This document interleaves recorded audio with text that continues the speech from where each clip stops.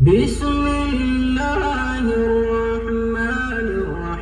الرحيم. قل أوحي إلي أنه استمع نفر من الجن فقالوا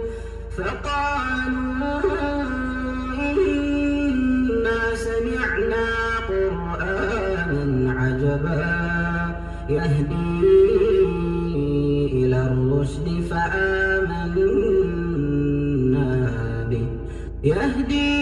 إلى الرشد فآمنا به ولن نشرك بربنا أحدا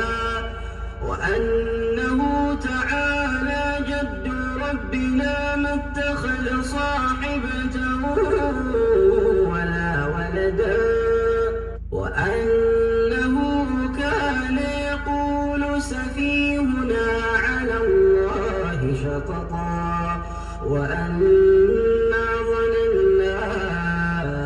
أن لن تقول الإنس والجن على الله كذبا وأنه كان رجال من الإنس يعوذون برجال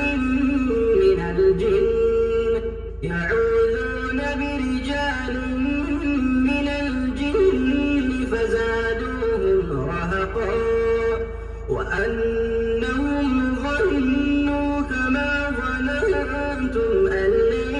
يبعث الله أحدا وأنا لمسنا السماء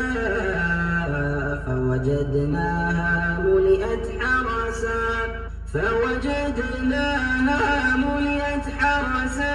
شديدا وشهبا